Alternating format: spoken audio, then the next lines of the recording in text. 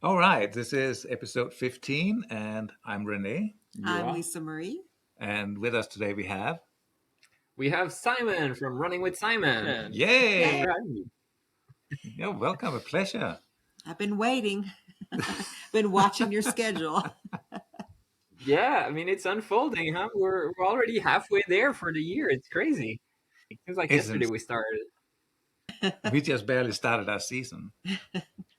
Um, so yeah, it's going to be an interesting summer Yep. for everyone. For everyone. Yeah. Yeah, what do you have coming up? So we got 72 hours in Kansas at Styx, which is on a pasture, 3 mile loop. Cool. And then we have the Summit 200 in Colorado. Are you both Yeah, we're doing it? turning- Yes. Mhm. Oh, very cool. Have you done it last year? Yes. Okay. But we got our GPS got off, so we got pulled, but we're back for vengeance. We missed the cutoff at maybe. an aid station. Yeah, it was awful, but you know what? It was okay. It was fine. Yeah. Then we're going to turn around and we're going to do 100 hours like 3 weeks later. And then 3 weeks after that, we're going to do the Cowboy 200. So what we're trying to accomplish is a quad crown in less of the time than the Triple Crown. So it's a 4 races, 900 miles in 2 weeks less than the Triple Crown. Yeah, something like that. You should join. That's cool. Yeah. You should come along. Well, I have my. How did you name it though? Your We call it the unofficial fast quad crown. quadruple crown. Quadruple crown.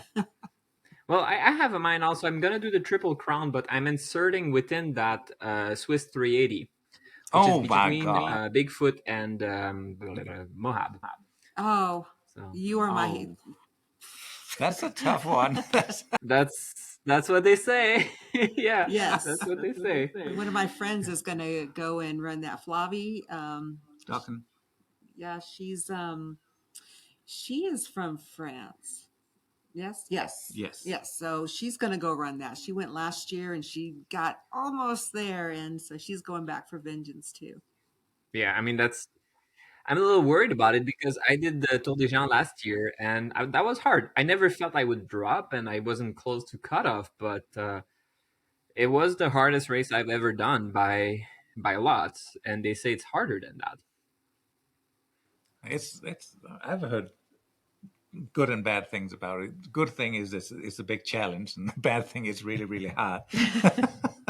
I am curious to see it also because Tour de Géant has been my most cherished running adventure of all my life, and I feel that Swiss 380, even though 360 is a better name, I don't know why they changed it, but whatever. Swiss 380, it should be similar, but I've heard negative comments also, so we'll see. Well, they just added more mileage on there, probably a kilometer or so. Yeah, but the thing. Hold on. How many 100-miler have you done that are actually 100-mile? Because I haven't done many. They still call it 100 because it sounds good, but they don't call it like the Javelina 101. Yeah. But we did one that was 100.1. That's not 100 miles. Nope. That's about the closest we've gotten to 100. You know, the closest I've got was 99.99. Wow. No joke. And what happened with that is I was wearing two watch to test and compare for my YouTube channel, and so I didn't look what was the mileage. I just stopped both of them, and then one of them was at 99.9. I was like, "That's it. I'm never using that watch ever again." And well, it was a Garmin. It was a Garmin Phoenix. Oh, okay. This one's a Enduro 3. But you know what? Okay. When we are running our training laps, even though we run exactly the same path, and I'm running like 2 steps behind her, she always gets about 0.2 or 0.25 miles more than me. Just because my legs are longer. No, it's the same distance. They used to say, have you heard about the IKEA test for couples? Yes. It's basically, it's testing your relationship by going shopping at IKEA. But the real relationship test in ultra running is comparing your watch. And my wife has the same situation. Her watch is always lower in terms of mileage, so I sleep on the couch. Oh, that's funny. Yeah, I give her the watch also, which makes it way worse. I was the one to get the watch, and then it gives her less mileage. I sure did. We're going to have her on now to dispute that, right? Hmm. Well, she's gonna agree with that. She's gonna agree that her watch is always less mile, and it's definitely my fault. There's no contest. By the way, it's not a beer; it's a Diet Dr Pepper. Okay, we wouldn't mind. We wouldn't mind at Yeah, all. well. Trust me, when it gets summer, I will be sitting with a beer. I think I already did it with a beer. With Jeremy, yeah, Jeremy Nicolosi. Yeah, they drank beer and Yeah. He said he was going to come on if it was okay. He had a beer. I said, sure, I'll just have one with you. Why not? yeah. Exactly. Okay, so time to pick one of your two races. I've only done 2 races, as everyone knows. By the way, I didn't introduce myself properly. So, guys, if you don't know who I am, I'm Simon from Running with Simon, and I'm on my way to racing 100 miler. I don't really care about the number of 100 miler that I do. I really focus more on adventure and doing ones that are exciting in the mountain, like Ure 100, Diagonal des Fous. So, really going for adventure and sharing that with people on my YouTube channel. And my goal with my YouTube channel is to make the sport a little bit more accessible to runner of all level. I think it's very intimidating. You look at guys like Goggin, and you think like you have to look like that and act like that to be an ultra runner or trail runner. And I think that's very misleading. We're very welcoming every level, every aspiration. You don't have to do 100 miler. You don't have to, like, it's just about being on trail. And that's really the message of my channel. At the same time, I've done 5,800 miler and never DNF, and I'm sharing the tips and things I've learned on my channel. So a lot of tips for new runner or experienced runner to help them in their adventure. So if you're interested about that, go at Running with Simon, which is probably written there Other side. on YouTube. And now we can talk about a race that I select on my portfolio, and if it's a good discussion, I'll be happy to be back. All right. Right on. Yeah, we'll put a link to your channel as well. Absolutely. There'll be a button on there. They can, and it'll probably on top of the like button. So, yeah. So, okay. Now we don't know what he's chosen. yep. So we're going to start with the running time. Yeah. So my challenge, by the way, guys, for this one is that people need to guess very soon. So I think everyone will guess, but even just with that, it took me 99 hours and 30 minutes. Okay, 99.5. And how much travel time did you have? About 14 hours. And we're talking back and forth. So Okay. Back and forth, 14 yeah. hours.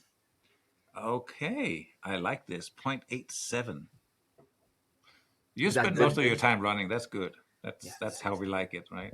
Not like us that travels 40 hours to run for. Well, hold on. You said most of my time running. I think I would disagree with that. It was power hiking at best, or maybe. Okay, well, we are very generous with the term running. Yeah. Okay. Yes. That's good. Yes. How much was the race fee? I think it was 1,900. Okay, Mm-hmm. that Uh-huh. narrows it down. What was your travel costs? Like Pretty gas? cheap. So we used a car for that, 14 hours, but we did drive. Uh, I wasn't sure in the instruction, guys, but I don't know if it include hotel or these things. Yes, Food. Okay, everything. yeah. So gas was maybe $100, and hotel that would be dedicated to the race itself. I would say it was about 2 nights, so it was about total 300 for travel. Okay, that wasn't bad. No. And what about? Did you buy any nutrition for the race, or are you relying 100% on aid stations? I rely 100% on aid station, and the only time you cannot do that is the first segment, right? But what I usually do is that when I finish a race, the last aid station, I do grab stuff for my next race. Yes, I am that cheap, guys. my channel is not profitable, okay, at all, at all.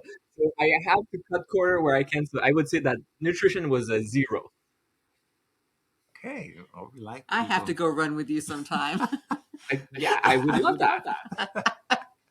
Did you buy any shoes for this race, or did you just go with what you had? Well, I didn't buy them specifically, but I did attribute a certain amount of money for that, and that's one that is difficult to calculate. I used three different shoes during the race. Um, so I used some Speedgoat 6 from Hoka, I used some Mafate 4 from Hoka, and I used some Joe Nimble, which is a German company, and most people don't know it. But I these shoes are basically the shoes. It's like the shoes I don't want to run with, but whenever I have problem, I go to them and they really resolve the situation. They stop the problem that I have. So it feels like running with almost like styrofoam box, and it's like this is silly. I don't like that, but it's protecting my feet. So I ran with them a little bit, and I think it would be fair to assume like a value of about $150 like from the usage of these shoes. Okay. And finally, some essentials. Did you buy anything like anti-chafing Oh, he can get that in an aid shorts? station. You Grab some yeah. squirrels. Lube me You up. forgot you needed a rain jacket, and you have to buy a rain jacket on sale. So I put $5 on that one, and I don't know what it actually represented, but you're correct actually in your assumption. And very often in races they give you like squirrel nut butter, like a little cup, and then I will just end up using that. But I do use stuff like taping my feet, and like there's a little bit of consumable that I will be using for that. And I think none of your question captures like other gears like poles and running vest Oh, and it these goes things. into the bucket called essentials. Yeah. We probably should write a little. Okay. We're going to write Essentials is that. basically Yeah. everything that's not covered So above. the category is others. Well, I mean, it's still $5. I would say that there's at this point, like my running vest, I've used it in so many races that like there's barely any value that is attributed specifically to this race. And I bet I know what you run in because Oh. it was that. It was, yes, it was an Ultra Spire. I think they have great product actually, and they have a good range of product, which is what I really enjoy. When I do a race in the desert and I don't need like a vest, they have the Speed Goat, which is a waist belt, and it's perfect for that. And like bad water, that's what I use. And when I did something like Tour des Géants and I needed something with a lot of volume, they have the Epic Yes. 3.0, and I just threw everything in there, like micro spikes, everything that just fits in. So they have the both extreme and everything in between, which I love. Yeah. Yes, they do. Yeah. Love their products. Okay, so wow, 80% of your cost was the race fee. That's good. It's usually people usually end about like 1/3 of their cost is the race fee, and everything else is everything around it. Yeah, and honestly, for me, it really depends. There's races that I've spent more on the travel. I did Diagonale des Fous. You have to fly all the way to literally the other side of the world for me. Like you would dig a hole from my home and you would end up on that island. So it's super expensive to travel there. But as much as possible, I end up racing a lot in the Southwest because I live in the San Diego area, and it's a cost thing and it's an environment thing. If I can use my car, if I can sleep in my car, that's what I'll do. If I can take gel at the last aid station and say, hey, like, can you lube me for my next race next week? Like, that's what I do. I love that. So, what was it? A timed race or is it a fixed distance? Fixed Probably distance. Okay. So we know your finishing time was 99.5. What was your goal time on this? My goal time was 100. Oh, okay. And what was the cutoff time? 125. Okay. Oh, you had a great score. I'm liking this. Wow. Yeah, your performance was 0.62. So performance is rated against what you did compared to your goal time. You have an ambition of 0.99. That's one of the highest I've seen. Um, and you're aggressive, really aggressive, with 0.987. Wow, these are the highest numbers I've I seen. know. I don't know the math behind that, but I did work in management consulting, so it sounds like you have an Excel sheet behind that, and I love it. Yes, I do. I love it. I do. You know, this all came from a hallucination we had on a race one night. So this is what it You scored a 10 on the hallucination in that race, I hope. Yeah, I did. I did. I came up with some great ideas, and I'm going to pitch them again. We got hit by a blizzard north of Palm Springs in April while running. And there were some nice cows standing there that didn't get bothered by the cold at all, but we were freezing pretty bad. So I started discussing these ideas. So cowhide umbrella. You don't see a cow getting wet on the inside. Yeah, I know. That's about 60 hours without sleep. I understand the context, yes. And this all morphed into he was going to do this for the vegans because it'd be safe. Yeah. Oh, we have to make a vegan friendly commercial for this. And but then I was suffering in the blizzard, and I said, I don't feel this is worth it. Is it really worth what I've been paying for this race? Yeah. So I started working on the idea about a return on investment on these races. Yep. So that's how this came about. This is how it came about. You know what? I want to find out about his hallucinations because I know there had to have been something there. And overall, 0.85. Wow. Oh, You got a good. good return on your investment. And I'm sure grabbing gels at the last 8K in the previous race has something to do with it. Yeah, I'm positive of that. Or he did what we told people to do. I told people to go and go to races with a higher race fee because all these $150 race fees, they're going to lower your score. I don't know the math behind the calculation, honestly. I really don't. But jokes aside, guys, I do think that there's a creeping of race registration fee that is coming on, like across the board. But I've seen some race director just not doing it, and I highly respect that. And I try to highlight that, like when I feel that the race organization, the race director is like, hey, I'm doing a race for runners, I'm not making that for profit, and I'll leave my price like that. I highly respect that. And one race that is worth mentioning that I really like was a Badger Mountain in Washington. Their price is so reasonable. People would pay more for that, but they're like, I'm not doing that for the money. So I really highly respect that. Yeah. You can always go to Florida. They have one for $99. $150. Excuse me, $150. Close. It's called the Vero Beach Octopus 100. Yes. You need to check about that. You go through swamps on the beach. You go out and back all like an octopus. That's pretty cool. You know what traumatized me? So I did long haul this year, and long haul is the only Western state qualifier in Florida. And I was baffled by that because it's such a big state. Thing that they only have one qualifier is crazy. Wow. That's strange. Yeah. Well, okay. So I'm going to start on the fun part because these are the questions that I. Oh, that was the boring part. Sorry, that was the boring part. That was from. I'm doing the hard numbers. Yes. He's the number guy. I like to know everything from here to there. So. All right.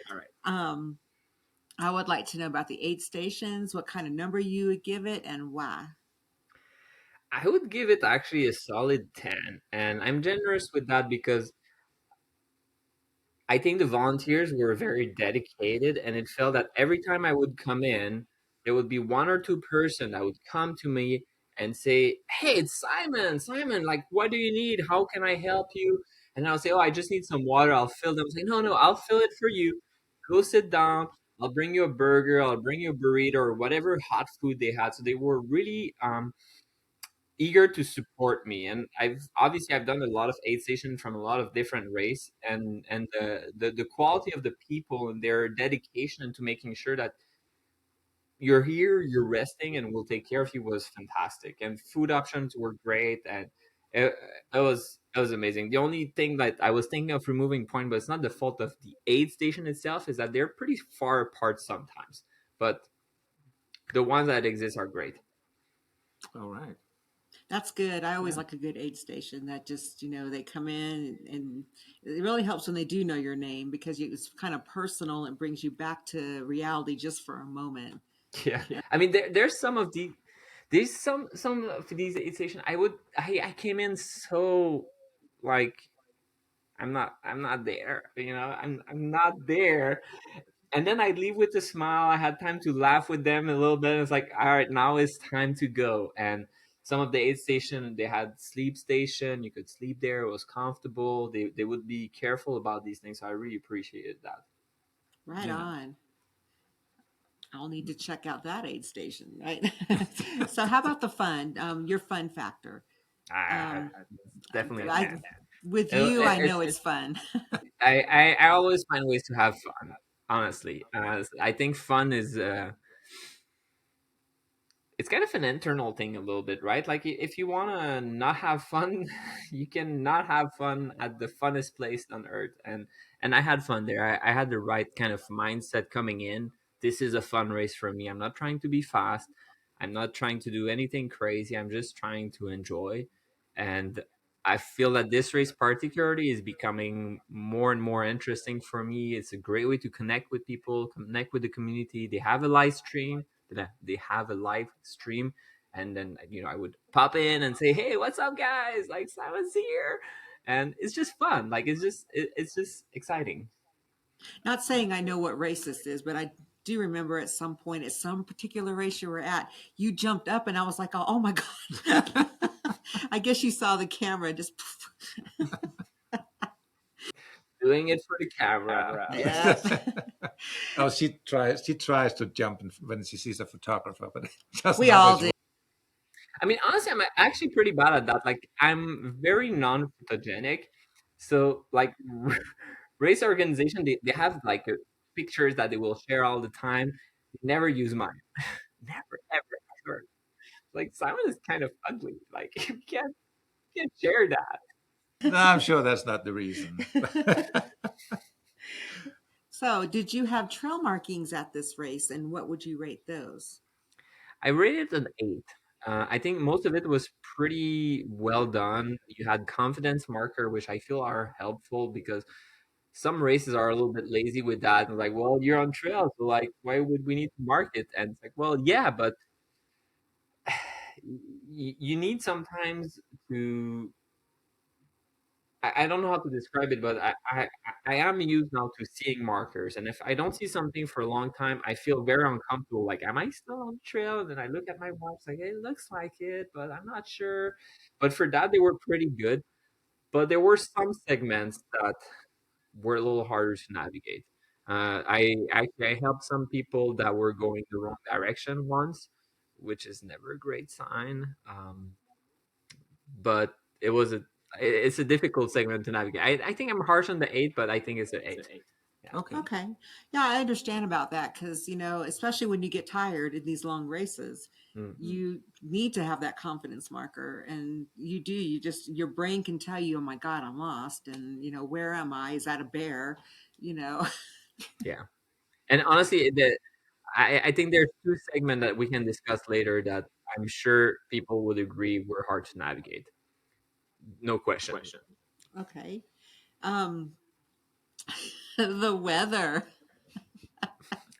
That was a solid 10. But the thing is that your criteria for what is a 10 for the weather is so subjective that I think it's like the fun thing. I like when you have weather. I like when you have something that is testing you a little bit. And we talked about Tour de Géant, for example. I had rain for 30 hours and I had the snowstorm. I would rate that a 10 because, like, oh, that's exciting. Like, it's not just your boring kind of weather. And for this race, that edition was unique. It makes a story, and I like stories. We had rain, we had hot weather, also cold at night, muddy. It was challenging, and I love that. That's perfect. Right. And it also gives your brain something to do, and different things and different sensations Yeah, that kind of, and something to complain about. Yes. right. Exactly. It adds to the story Until the end. And then until the the end, you're end. like, Yeah. yes, let's do it. I kept telling myself when I was freezing my ass, like, I think I'm able to be more awake right now because I'm shaking. So that was good, right? Right. Yeah. Did you get any frostbite at this race? No, not at all. I was never close to hypothermia, but I think some people must have been because of being wet for so long and being, yeah, some people struggled more. But I was so worried about that, and it's a great point. Like I was so worried about that, and there was no snow, but I carried way too much gear because I one of my irrational fear is to be out there on trail and not being able to be warm. You need, especially in a obviously like 99 hours and it's more than 100 mile. Um, at some point you can't move anymore and you need to lay down on the trail, and that's one of my fear, that I can't move anymore, but I can't rest because it's too cold. So I want to have something extra all the time. Like I want to have layers that I end up not using, and that makes me feel safe. Yeah. But that might help as well. Just knowing it's there if you need it, Yes. even Right. if you don't need It's so true, because sometimes like when you're at that aid station by the fireplace and you're still kind of cold and you're thinking like, I gotta go out there in the cold, like the fire is here. It feels good to know that I have a backup. Like I have something in my bag. If I get really cold, I can use it. I'm not using all of my layers already, and that helps me. And I think mentally it's worse if you don't have it and you say, Yeah. I wish I had that. Yeah. Oh yeah. Well, I think it's worse is sitting by a fire and knowing you have to get up and go again. It's just like so heartbreaking for at least 5-10 minutes after you're out there. But it's Oh, 5 or 10 hours after. yeah, 5 or 10 hours. I'm just trying to be nice. But that's true. We're trying to make it accessible. Yes, it's only 5 or 10 minutes. Okay, so did you have any pacers, and how would you rate them? I had one pacer. She was my wife, and it was wonderful to have her for that amount of time. And the specific segment that I had her do, because I knew the course, she had to work half of the race at the beginning, half the race after that. So there was like a gap that we had. I didn't want her to pace at night, and I wanted her to pace the most scenic portion, and it was great. All of the segments that we did were wonderful. When we were in the hot desert, it wasn't too hot thanks to the weather that is a 10. And then we had wonderful views. It was a great adventure, and that really helped me move forward. So it was beautiful. That was my favorite part Yeah. of the race.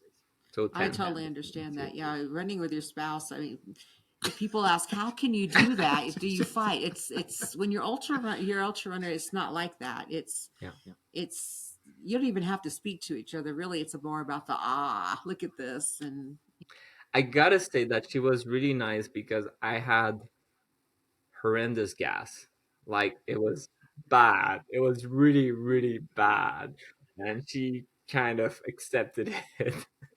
But it was bad. so you made her suffer a little. A little bit. Yeah. Yeah. Yes. Yes. So thank you, Nora. That was, I appreciate it. Simon, you should not be eating the chili. I'm sure that was a 10 for your pacer. Yes. Yeah. Yeah. It was a 10. Absolutely. I'm assuming that your wife was your crew as well. So technically, I did not have a crew. Okay. Okay. I'll just skip that. So you would just skip that, and Yeah. we'll just say that your hand reaching into the bottles of things, and that was your hands were your crew. Yeah. Well, a lot of people were helping. I think that's one of the unfair advantage of people knowing me, is that sometimes other crews help other runners, and I'm more likely to have that because they see, oh, it's Simon, and like, hey, Simon, like I love your content. Like, do you need anything? There's one year that for that race, someone came with a burrito and like, hey, Simon, I got you a burrito. I was like, oh, cool. Like you went and bought that for me. Like that's really cool. So I do get support from the community, and I do want to acknowledge that. Right on. So you don't need to bring a crew then. The world is your crew. I mean, we've been at one race where another crew refused to help people running out of water. And that was Wow. just that was Yeah. like really bad. It was really It is really bad because when I'm on trail, when people are out of water, I give them my water. It, yeah, yeah. That's crazy. That's crazy. yeah. Okay, so Did you have any blisters, chafing, stomach issues, things that we don't talk about, or things maybe you want to talk about? I talk about everything on my channel. I'm so open. Like one of the things is trying to be honest and both not glorify and exaggerating, but at the same time, like mention how things are. Yeah, that one was hard to rate, but I did rate it a 10. But I'm not sure what it means. I definitely had a blister that gave me exactly what I wanted for some really juicy footage. That was awesome. Um, I also had chafing my butt crack, which now I call the Ring of Fire, and the Eye of Sauron in the middle. I was very not cool, but I made it. It's okay. The blister was not so painful, I would say. I felt it. It was bad, but that was not my main issue. My main issue was my heels and my Achilles. That has been a recurring issue a little bit, and that did flare up during that race, unfortunately. Well, my question to you is, how do you deal with that on the trail? Is there something that you do or use, or So, which one of that? all of the above? I mean, or do you just mentally just shove it down and it's, you try? Yeah, so it. I think is a great question. I can definitely deal with the pain. So you hear people say like, "Oh, I'm seeking the pain. I love the pain." I don't love the pain. Look, if I can avoid chafing my butt crack, I would really prefer that. But I can deal with the pain, and it's much easier for me to convince myself that um, this pain is necessary as part of the adventure when it's chafing or blister, something that is temporary, and that I know in a few days or weeks it's totally fine. My Achilles, my heel, when it feels like an injury, that's something that I struggle a little bit more because I'm always wondering, like, should I pull the plug? I've never DNF of a race, but if it's an injury, should I pull the plug? I don't want to be injured. I have another race coming up. I have something always more exciting next week or next month or whatever. And that's more important, or even just going on trail run with my wife. That's more important than this race today. So that's harder to deal with, like a lower level of pain that feels abnormal. And then my feet, I think I'm pretty good at it because I have a background more in hiking than running, and you learn how to deal with that. You learn about, okay, I have a heat point right now. I should take care of it now before it's messy. Um, if I have blisters, I tape my feet, I change my socks. If I have blisters, I'll try to change my shoes. That usually helps to have something that is a little bit broader. And that's what I did in this race. I mean, I used 3 pairs of shoes, and that's partly because of that. They were wet at the beginning because of the rain. When I could, I changed them to something dry. Then when I could, I changed them to something wide that would protect especially my pinky that was struggling with blisters. So that helped with the blister. The butt chafing, I mean, you put lube, but at some point for me, it's just There's nothing you have can to do There's about it. nothing you Once can it's do. there, it's there. yeah. And at some point, you don't really want to put your hand down there anyway. Yes, it is. Yes, true. Yeah. Yeah. No. So yes, the blister chafing score is interesting because if you're one of those people that like to brag about the big blisters you get on a race and you don't get any, you're kind of leaving kind of disappointed. So you'll give it a 1. Yeah. But if you really, really love blisters and you get the giant ones and you get some great Instagram photos of your horrible feet, Well, then you'll that's give why I it a gave it a 10 for me, right? Because I don't like to brag about it, but for the specific one, I got footage very much by accident of me. I was trying to say my feet look pretty good actually, except for this blister, and then I was touching it, and then it just like pissed. And it's amazing footage, and people are like, "It's fake," and it's like, "No, it's not fake." And I did not expect that to happen. Like I've been hammering that blister when I was changing my socks. Like I'm pressing it. It's like, "Oh, like can I pop it?" And it's like, "No, it looks pretty solid." And then I'm in bed after the race, probably because I ripped the tape apart and maybe tore skin. I don't know, but then I just like touch it. Like I did press it, but then just psst. It's like, oh, like that's good footage for not so much pain. I'm good with that. Yeah. You are going to send that in, right? So we can put that right there on the. Yes, I will send it. Yes, it's beautiful footage. It's yes. Don't eat at the same time though. Yeah, so with the blisters and chafing and all that, I think I leave it up to the perspective of the runner. How do they want to treat that? Like, Yeah. if they didn't get any, normally they just say 0 and yeah, I was fine. And I look at them like, really? How do you run 100 miles and not have anything? Um, Okay, so bringing this up to the trail nap comfort, I Yeah. do look at this at two different ways. Either you took a nap on the trail and was there comfort or not, or did you fall and that just that's a trail nap. We call that a javelina. I took taken so many trail naps at javelina, my knees Involuntary and trail nap. involuntary trail nap. Yeah, so I did fall down quite a few times actually, because it got pretty muddy and like kind of clay mud that is super slippery, and you had some of it that was just a little bit like inclined on the side, and then you run, and then like whoop, like your feet kind of gets under you. And then when you add on top of that, that I am filming very often, like I see someone in front of me, I'm taking my camera out, I'm focusing on them, and then I step on something, I just fall, and that happened a few times. And I don't appreciate that at all, actually. So I had a little bit of bloody knees. No injuries from that, but yeah, I would rather not do that.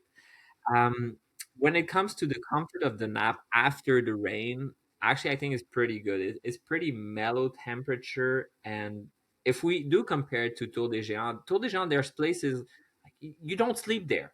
Like you gotta keep going. Like you're in a mountain pass. That's not safe.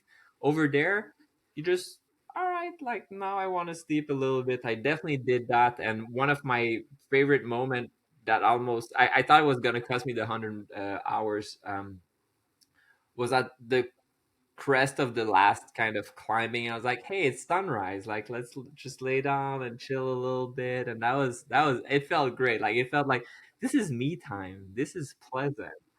Before I go down and do the like the pain a little bit more, like let's just take a little bit of time. So yeah, I would rate that like a solid 8. And the reason I'm giving it an 8, you didn't mention like sleeping at aid station, but there's some aid station that sleeping was just not super feasible because it was loud and crews were talking.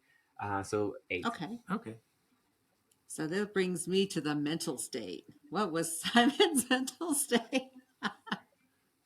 I mean, I think I'm a happy guy, and I was pretty happy to be there. Honestly, it's a solid 10. Like, it's related to the fun thing, but of course, you go through like phase where you're like, oh man, like shit, I have like so much more to do. But I think that's part of it, and a race like that, it's very rewarding. When you're done with it, it's very rewarding that you push through. So I think it's a solid 10, and I was never in a dark place. I was more in a confused state or like out of it state sometimes. Like, and I'm sure some people have seen me come in at aid station when I was sleepwalking. And there's one aid station I came in, and I don't really remember coming in. I do remember coming out and feeling better, having a burger, sitting down, sleeping a little bit. Like, I came in here, like I don't remember that. Like, oh, okay, I'm like cool. But then it got better, and yeah, I had fun for 99.5 hours, Okay. basically. Yeah. That's good. Okay. Hallucinations. I know you had to have had some. I'm not a big hallucinator. Um, like I'm not someone who has like these super vivid image of stuff happening. I did have more than usual, and usually it's more for me. It I can't even describe how long it lasts. It's more like it's a snap thing that I have perception. My brain analyzes something around me in a certain way, and then it's like, oh, like I kind of shake myself out. It's like, no, that's not what it is. Like some shade moving. I was like, oh, that's a dog. Like that's what my brain analyzed. But I don't see a dog. I never really felt it was a dog for an extended period of time. But I saw the shadow move. I was like, oh, a dog, and like a reflex, and then I kind of pop out of it. Um, but I did have some weird moments when I was falling asleep and getting like waking up, falling asleep, waking up, where I didn't see stuff, but like the rock pattern looked like a painting or something, and I'm like, what? Uh, like what the hell is going on? But that was about it. So I don't know how to rate that like a 4. I want to avoid hallucination myself, and for me, hallucination is a sign that I was going into sleep deprivation a little bit. So I'm disappointed with that, or not being fueling properly or hydrating. Like I feel, for me, having a lot of hallucination is a sign that you should take better care of yourself. Like you're at the border. It's not like, oh, like you should take better care of yourself, but like you're at the border of what is acceptable. And I think for this race, I was okay or comfortable being sleep deprived and sometimes kind of sleepwalking, and that's where like it would happen that I would just wake up and like, oh, there was that weird pattern. I was like, no, the pattern, and very quickly I was like, no, the pattern that you saw was your dream, and when you kind of woke up, what you were looking at is the tree, and you kind of merged the image. Like that's how it was. Like I never saw an elephant playing violin and like giving me ice cream. Like no, but in my dream maybe there was an elephant, and I woke up, I was like, oh, the tree looks like an elephant, and like half a second later it's no, there's no elephant. I never saw it.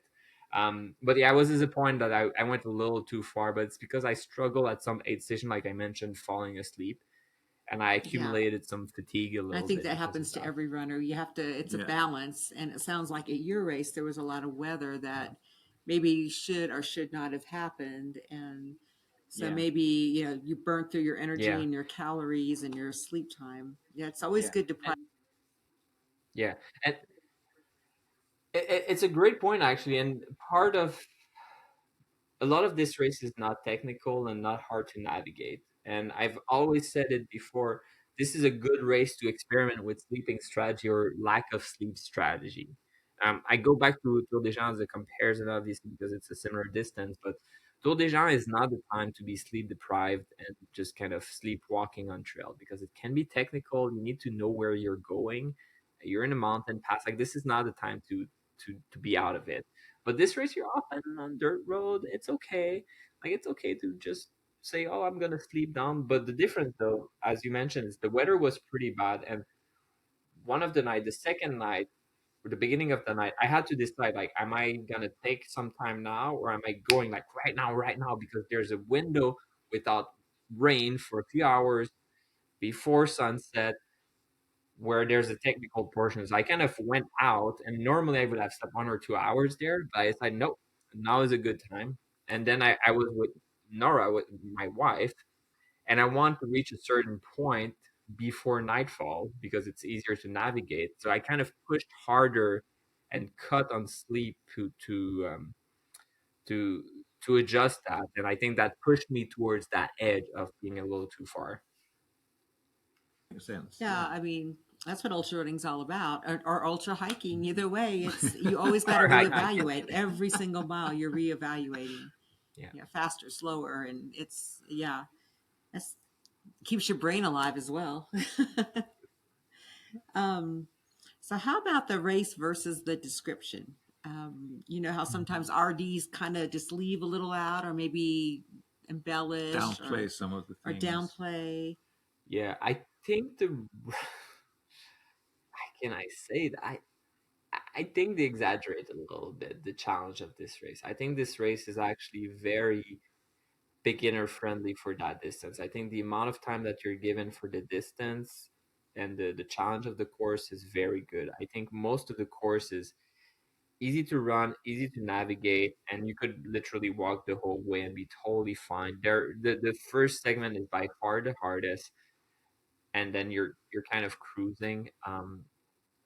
Yeah, I think it's overhyped a little bit, the challenge of this race, but I think that's one of the things that I do love about this event is that it makes the distance accessible.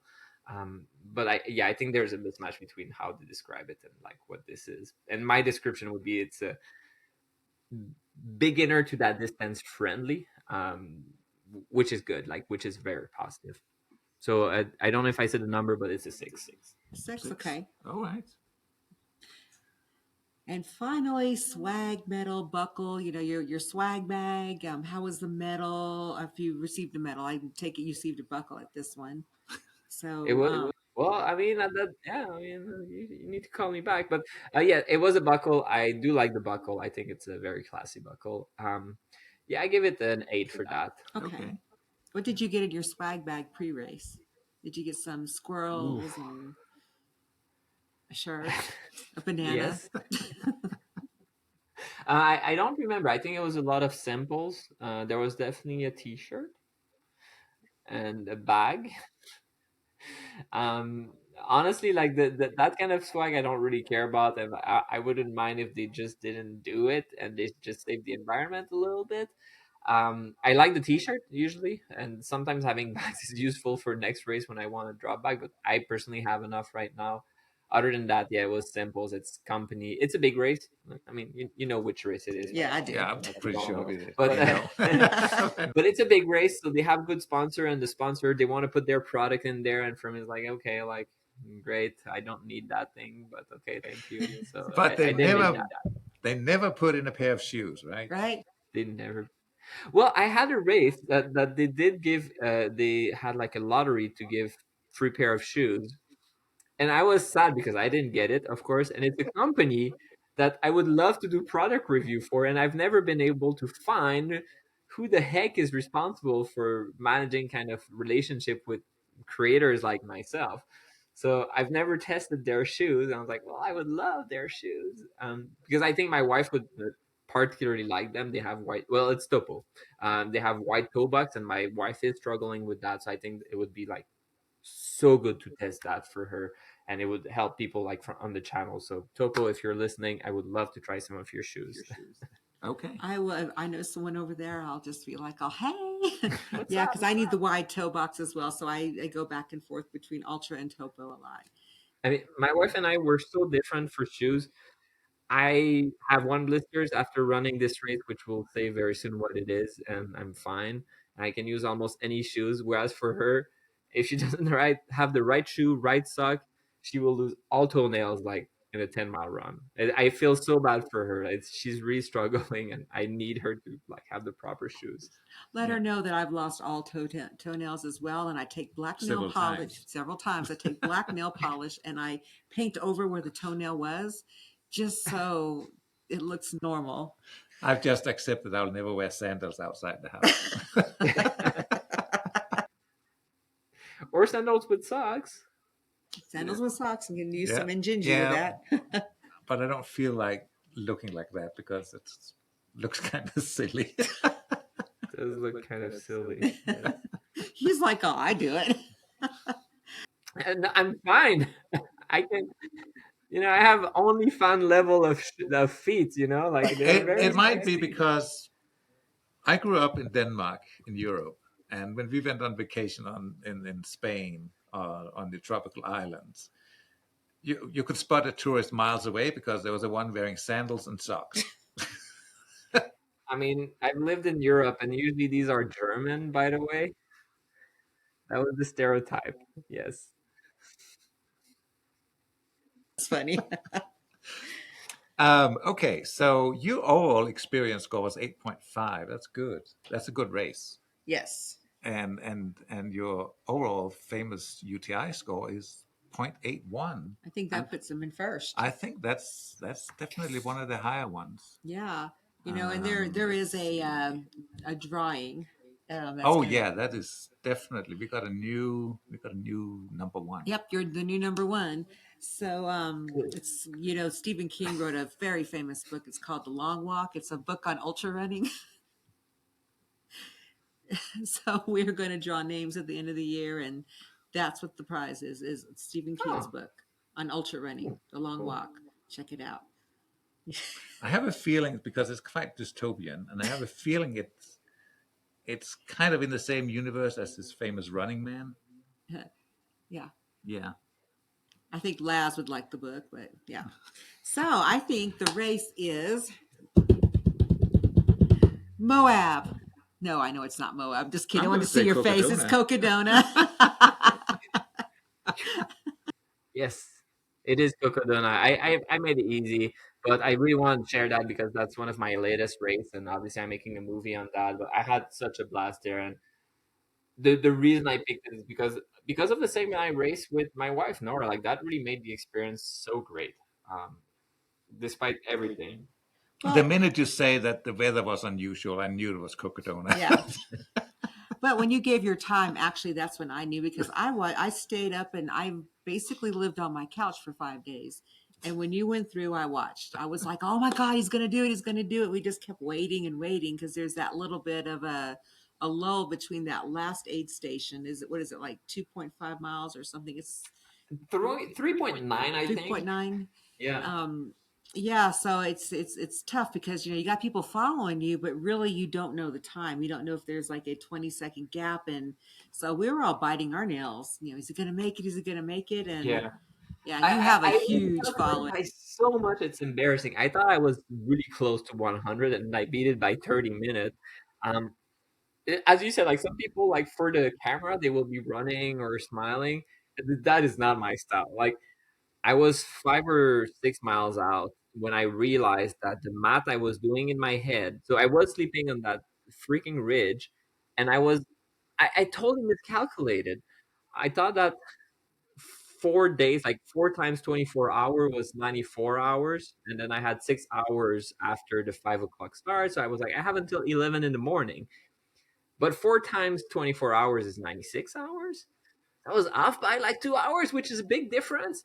And I was like, oh, whoa, whoa, whoa. And then my watch was always off. Obviously, the distance was off, but even the GPX file that I was using was way off. It was telling me more miles. Like it was telling me basically 6 miles when I was 4 miles out.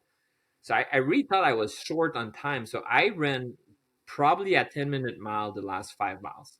The last aid station, I was there for a 60 second, 90 second. I was like, hey, I gotta go, I gotta go, I gotta go. And just flew out of the aid station, nonstop running. It was pretty intense. And then I realized I was 30 minutes ahead. I was like, oh, I could have walked the whole thing. Yeah, Oops. it was really interesting because when I saw you come into that last aid station, it was quick. You didn't do your normal, hey, what's up? And because I saw a lot of you like making sure even the people at the aid stations were having fun. I mean, I felt like that you were there not only for yourself but for the people that were there in the middle of the night or the middle of the day helping you out. So Yeah, I do want to acknowledge that. Like, yeah, there was a few people there that were really happy to see me, both at the aid station, but also like kind of you have the aid station where you have the camera, but like you have in the periphery, and like I do take time like to say, hey, like some people stopped me for a picture, and I was like, okay, I have time, but like make it quick, like make it quick. Like, all right, let's smile like selfie, and I was like, okay, bye. But at the station, because we were coming down from the night, I was still wearing all of my cold weather gear because it was up Elden, so it was cold out.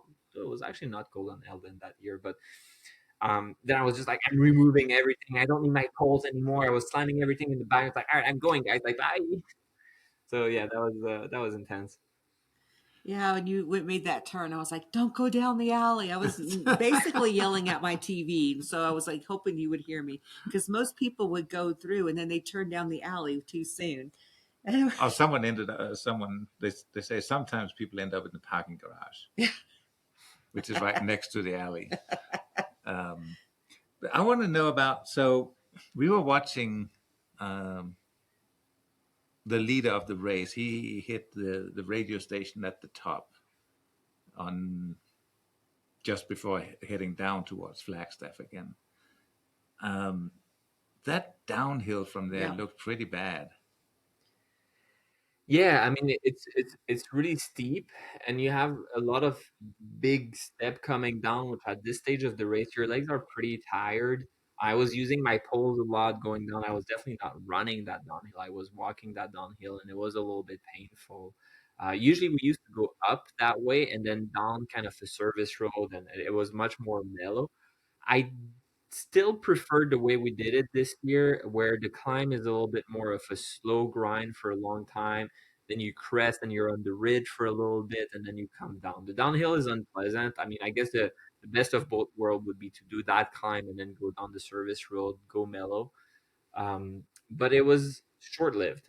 I don't know how long it took me, but 30 minutes, 60 minutes, it felt like it was annoying, but it was quickly gone. That's definitely not the part of the course that I remember as being, oh my god, like it's never over. I can't do that anymore. Like this is not fun anymore. That was by the way, that was clearly coming down from Mingus to Jerome. I don't know if you heard about it, but if you did the night that I did it, that's when you had the worst rain. It was muddy, it was slippery, it was cold, and it's a 17-mile segment that at some point is just so repetitive. It's like, oh my god, like are we ever gonna be there? It's just so not fun right now.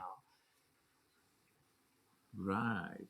So also we know that during the race there was a spot that you had to lose your pacer, and you had to run during that one area. What was it like to have your pacer and then go on your own? Did that kind of get into your head, or were you just it was No, and it was part of the plan for me. I mean, it's a good question. So I really only had my pacer from what's the name? It's the one after Jerome. Anyway, around mile 130, and then Nora, my wife, was pacing all the way to Foxborough, which is the aid station after Sedona. And that's where at Foxborough to the next aid station Moons that you couldn't have a pacer. So for me, that was already my strategy. And yeah, it was not my favorite segment. You're on a dirt road, service road for a very long time. It was cold, middle of the night. I was like, ah, my wife is gone. But I was very much in the mindset of that was such a cool adventure that we just had, and now I just have to go to the finish line. And I felt that the way I broke it down was really helpful for me. Normally, I would have done that she only pays the last segment of the race and we finished together. But this way, I was racing 2 days with the clear goal of I want to get to Nora at that distance early in the morning so we can go together. So that was a clear goal.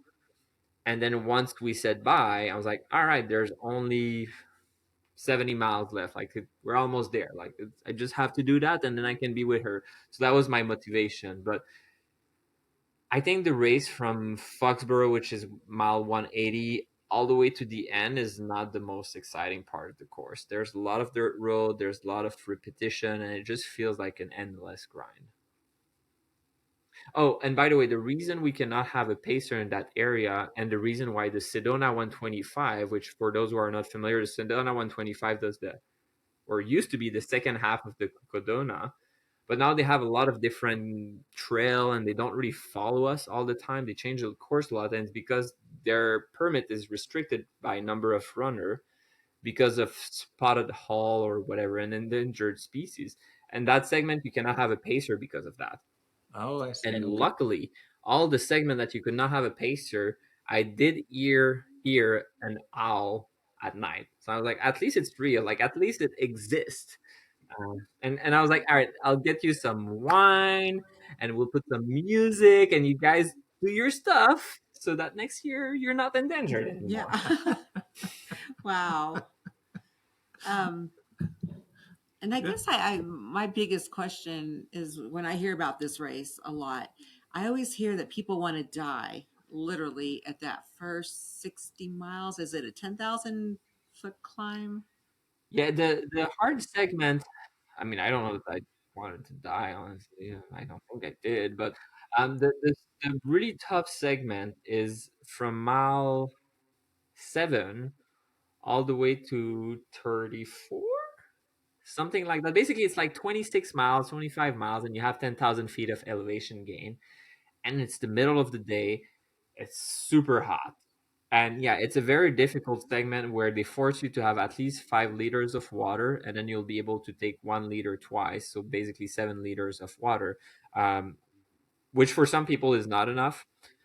But this year, we were lucky with the weather. I mean, it's it's great to complain against the rain and the cold, but that segment was so much easier this year. I did not take 5 liters. I think, sorry, I think you have to have 4 liters. I can't remember the number, but basically, I did the bare minimum this year because I felt like I don't need any extra. Whereas last year, I did more than the minimum, and that was good. Um, it's difficult. It feels like it's never ending, but the fact that it's at the beginning makes it easier. I think having to face a segment like that towards the end of the race, people would not be able to do that. They would be way too tired. Like doing a 26-mile like that would take them 24 hours. It would be ridiculous. But it's difficult. And I think anyone doing Cocodona, I would say reaching Lane Mountain is what's difficult. It's normal that you feel like crap by then and you're wondering like, wow, like I've done 34 miles by then. I still have more than 200 miles to go. There's no way I can finish. And actually, well, yeah, there is a way because most of the rest of the course is not that challenging in comparison. Of course, you still have 200 miles to go. Of course, it's still very difficult. Of course, you've barely scratched the surface. but the challenge rating per mile is much easier. Okay, yeah, that makes sense. 10,000 feet is a lot over 26 miles. Yeah, I mean that's basically your A100, right? Like that's 40,000 feet over 100 mile. So yeah, it's a lot. Yeah, So, how was that finish for you when you crossed that line? How was it for you? I mean, we get to see it, but how did you feel inside? I felt really good. It felt great to finish the race. Um, but I don't know if you've experienced that, but for longer race like that, there's almost like oh, like it's over already. Like, can we go one more day? Like that was fun. Like, give me another segment, like the Sedona segment or the Hangover Trail that I did with my wife. Like, I would love to do that, even though I'm really tired right now. Like, let's sleep a little bit and do more. So it's a mix of relief that wow, like I can sit down, I can sleep, I can eat, I can clean myself, brush my teeth, floss, do whatever I want, and hang out with people. There's so many people at the not the aid station, but the finish line that it feels great, but also oh, like it's over already.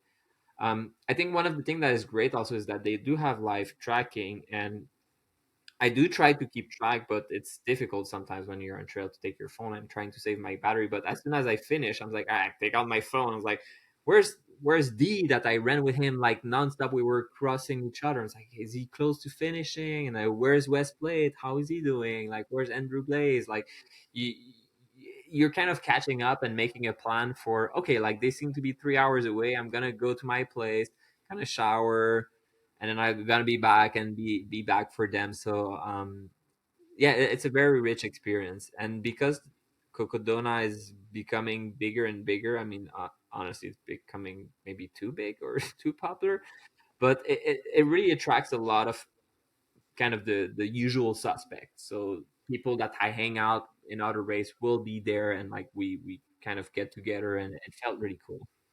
Yeah, I Yeah. tried to sign up and no, didn't It happen. was sold out in no time.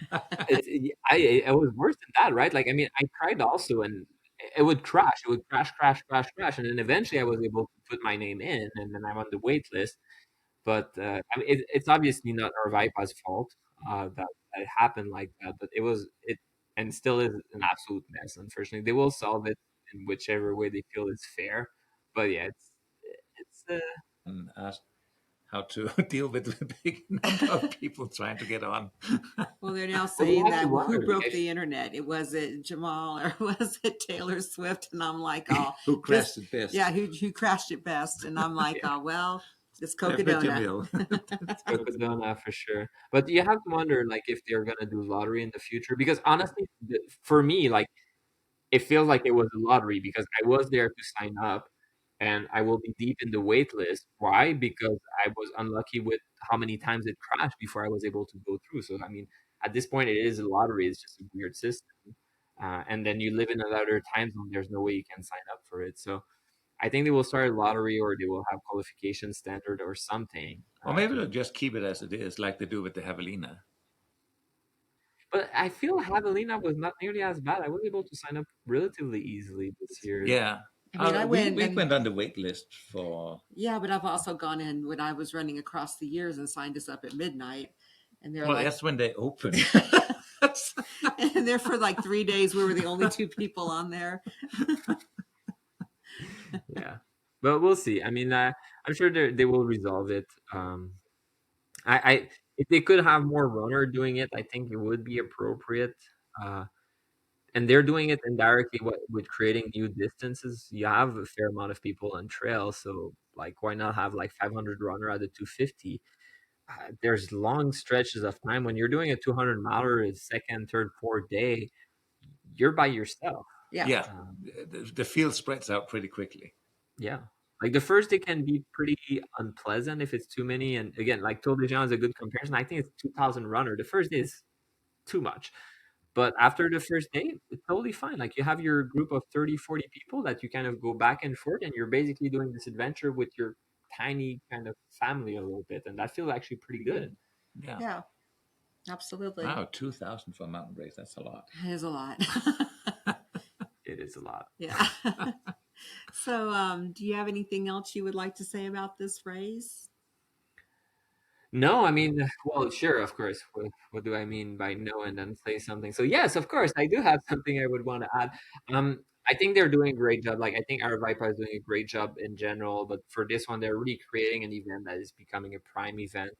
And something that I really do appreciate is that they are creating these other smaller segments. And I actually, the first time I experienced Cocodona was the Sedona 125 when it was literally the second half of the course. It was literally the same. They had to change it because of permit, but I felt that was such a brilliant idea. As soon as I heard about it, I signed up, and like 2 days later, it was the race.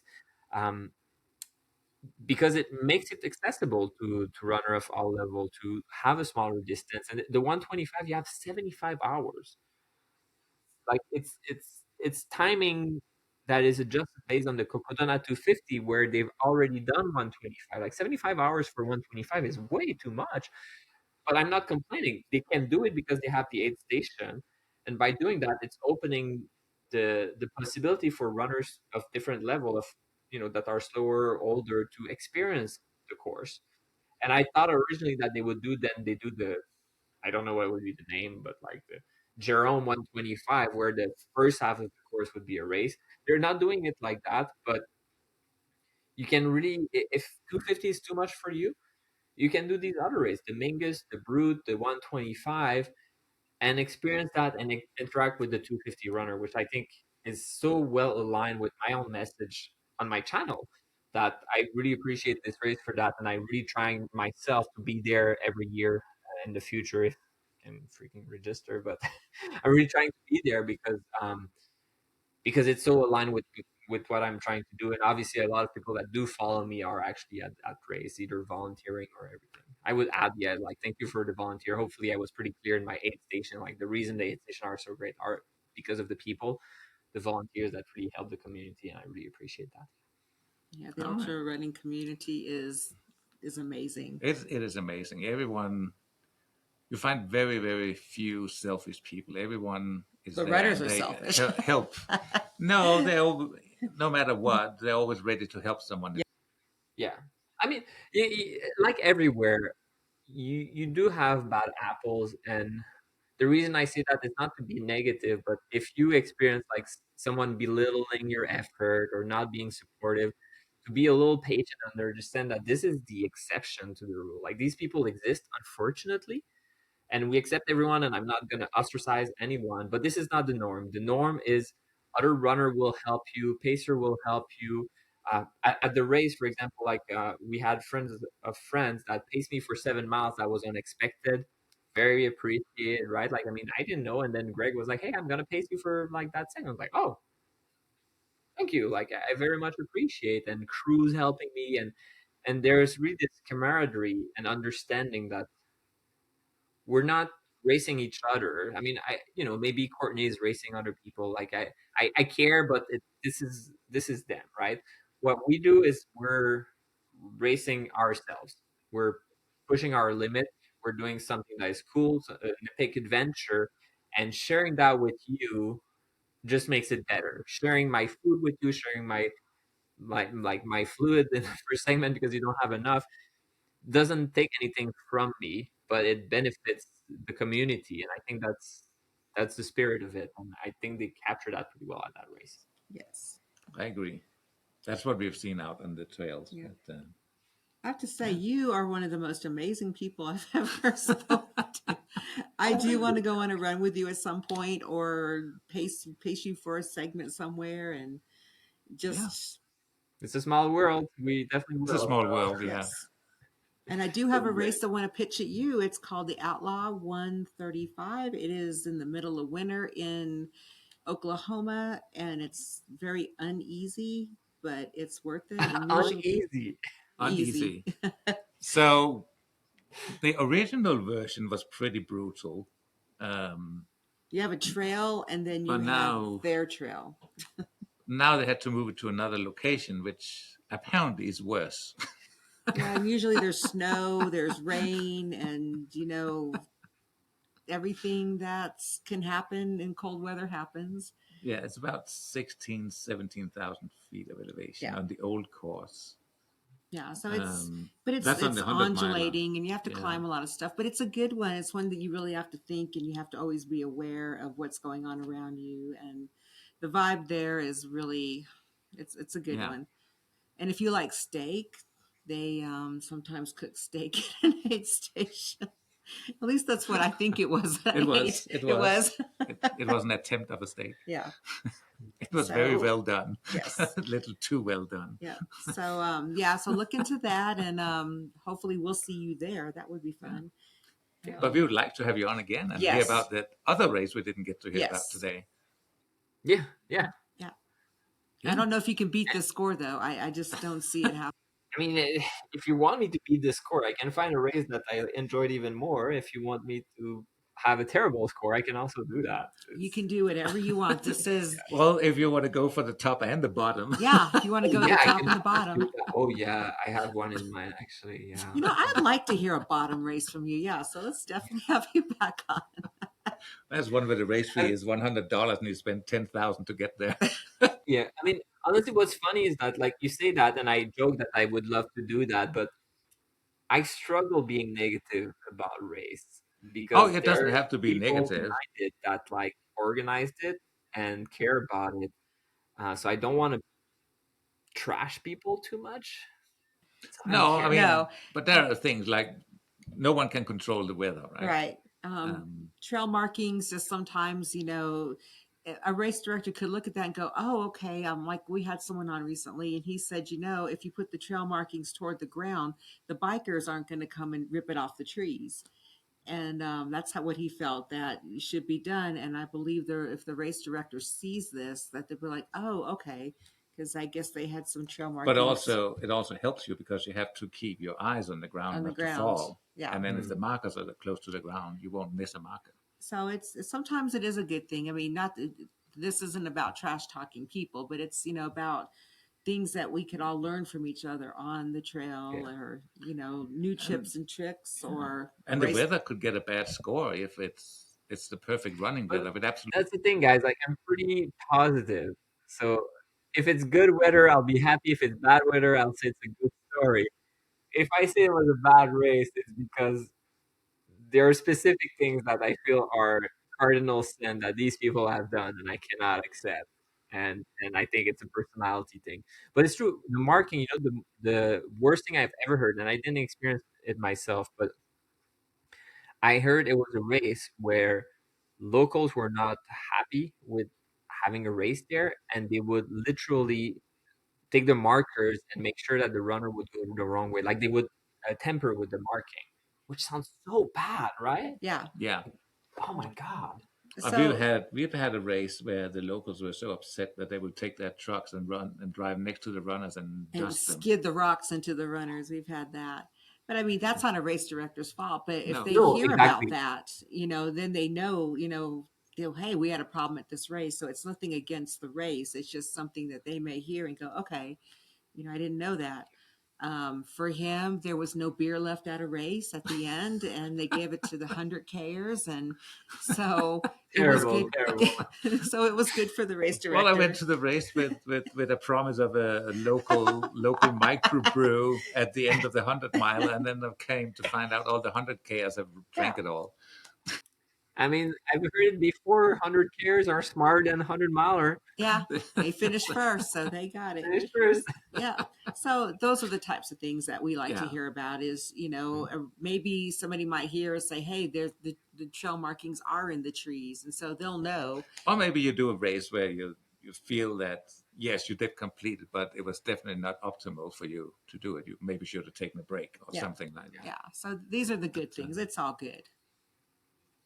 yeah. All right. Well, thank you so much for coming on. That was a great pleasure. Yeah, that was fun. I'm Yeah. definitely going to check out your channel, and we'll put a link in as well. I've already checked out his channel, so you're Of course you behind. have. But Well, someone has to work. I'm going to hound you till you come on again. And please let your wife know that I will be more than happy to share any shoe knowledge that I have with the wider toe box. And I will see if I know anybody that would listen at Topo. Yeah, thank you. It was great. It was fun. Thanks for having me. No problem. Have a good night. Thanks. Bye.